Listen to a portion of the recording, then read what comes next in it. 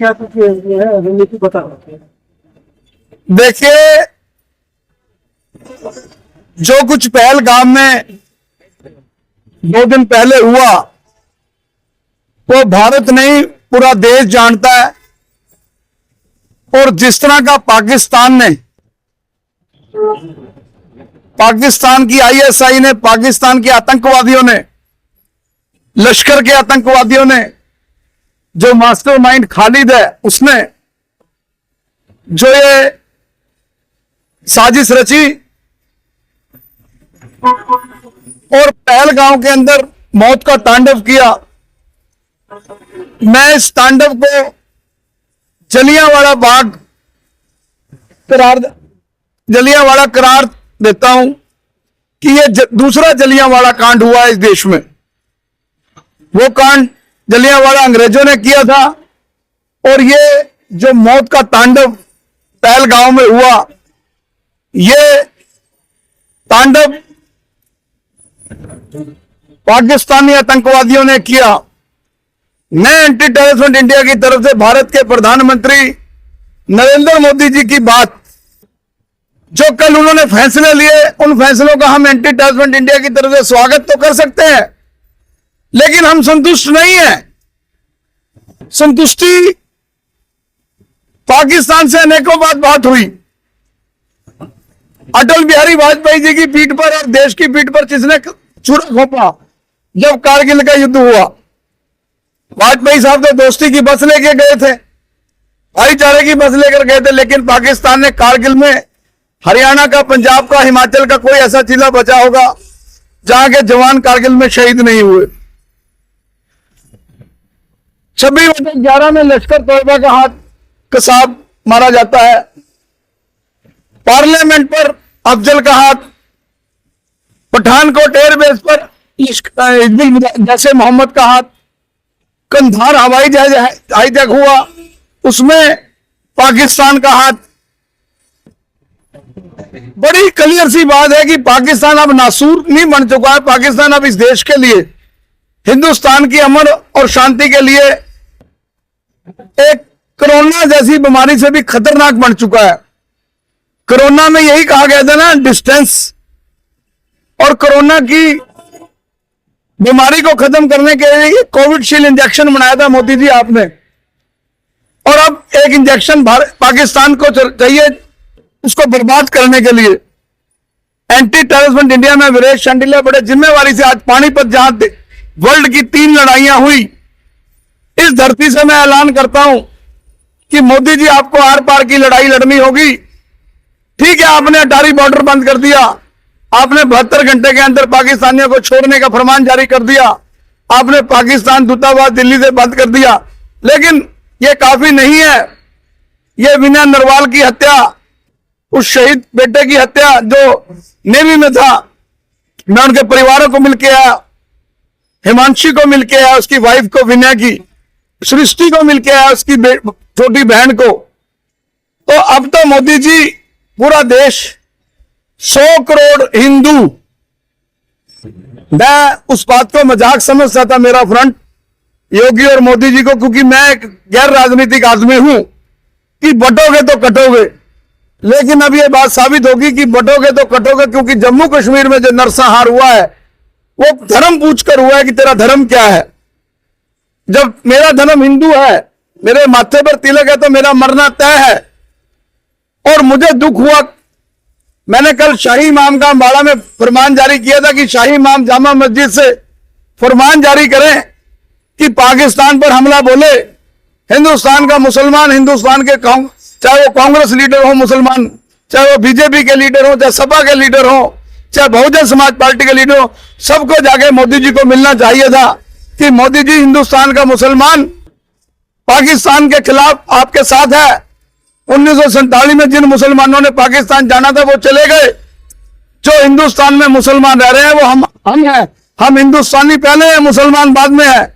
लेकिन ऐसा नहीं हुआ, किसी भी जामा मस्जिद के शाही इमाम ने ऐसा बयान नहीं दिया, किसी भी मुसलमान समाज ने, बड़े लीडर ने इस घटना की निंदा नहीं की।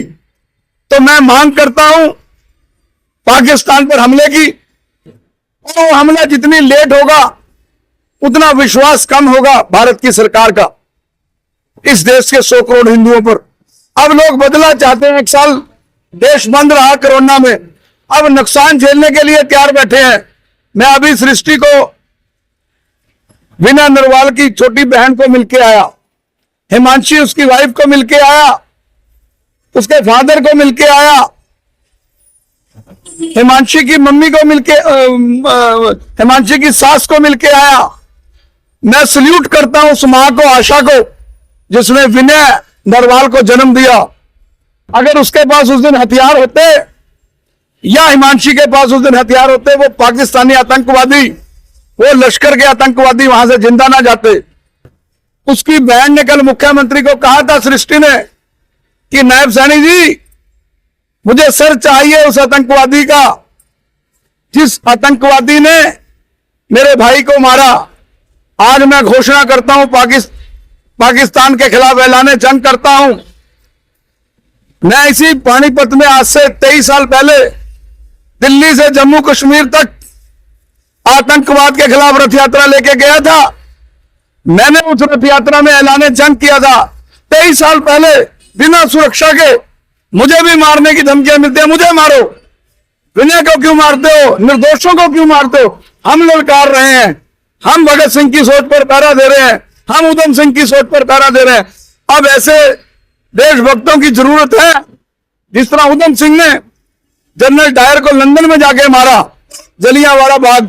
आज मैं घोषणा करता हूं सृष्टि के लिए, विनय की बहन के लिए, और तमाम, चाहे उत्तर प्रदेश का कानपुर हो, चाहे महाराष्ट्र हो, चाहे उड़ीसा का हो, कितने हमारे परिवार शहीद कर दिए। मैं आज ऐलान करता हूं कि उस बच्ची को जो करनाल के सेक्टर 7 में राजेश नरवाल के घर के बाहर उस आतंकवादी लश्कर के उस आतंकवादी खालिद का सर काट कर लेके आएगा, मेरा एंटी टेररिस्ट इंडिया जिम्मेवारी से पानीपत की धरती पर उसको 1 करोड़ रुपए का इनाम मिलेगा। भले ही वो पाकिस्तानी हो, भले ही वो हिंदू हो, भले ही वो सिख हो, भले ही वो ईसाई हो। और हिंदुस्तान का मुसलमान अब ये साबित करे कि 48 घंटे तक अभी तक उन्होंने क्यों नहीं कोई प्रतिक्रिया दी, क्यों नहीं कोई मुखालफत की। और मैं मोदी जी के इस नारे के साथ हूं, बटोगे तो कटोगे।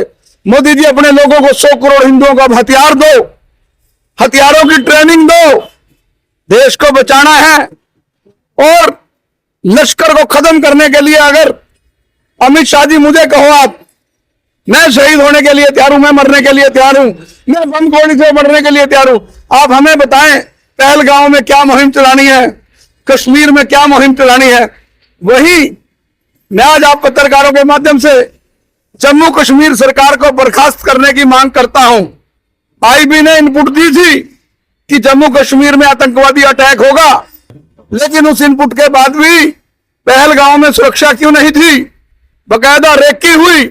और मुझे हिमांशी ने अभी बताया कि मैंने बड़ी गुहार लगाई, वहां के लोकल लोग वहां मौजूद थे, उन्हें कहा मुझे नहीं पता उनकी जाति क्या थी, लेकिन मेरी किसी ने मदद नहीं की। यह बड़ी दुख की बात है, यह बड़ा तकलीफ का विषय है। तो हमें 100 करोड़ सनातनियों को जब पहलगांव में ये पूछ के मारा गया तेरा धर्म क्या है, मैं तो अपना धर्म साथ लेके चलता हूं, मेरे जबरदस्ती माथे पे गोली मारो। पर निर्दोष जो बच्चे घूमने गए उनको मौत के घाट उतारकर पाकिस्तान ने एक दहशत, एक टेरर क्रिएट करने की कोशिश की। अब पाकिस्तान में घुसकर पाकिस्तान का नामो निशान मिटाने की जरूरत है। और इस मुहिम में मैं अमित शाह जी और मोदी के साथ रहूंगा। आज हम यहां झंडा जलाने आए हैं, पाकिस्तान का झंडा जलाएंगे एंटी टेररिस्ट इंडिया के पदाधिकारियों द्वारा, पानीपत के लोगों द्वारा। ये एक मुहिम है, एक जन आंदोलन है। चलो चलो अब रण होगा, रण बड़ा भीषण होगा, चलो चलो अब रण होगा, रण बड़ा भीषण होगा। पाकिस्तान को खत्म करने के लिए एंटी टेररिस्ट इंडिया का सब कुछ अर्पण होगा। आओ एक संकल्प लें, कैसे भारत का, जिस भारत को पाकिस्तान से बहुत बड़ा खतरा है, और पाकिस्तान आस्तीन का सांप, वो कभी भारत का दोस्त नहीं हो सकता। और पूरे मैं पहलगांव भी जाऊंगा, जहां जहां शहीद हुए हैं उन सबके घरों में जाऊंगा, उन सबको मदद करूंगा। और वहीं मैंने नायब सैनी से मांग की है कि हिमांशी जो विनय की वाइफ है उसको नेवी में उसके स्थान पर लेफ्टिनेंट लगाया जाए, और सृष्टि जो उसकी बहन है छोटी, वो बीटेक एमएससी है, उसको एससीएस नॉमिनेट किया जाए, जो मुख्यमंत्री नैब सैनिक का अधिकार है, ताकि यह संदेश जाए कि हरियाणा की सरकार और देश की सरकार शहीदों के साथ खड़ी है।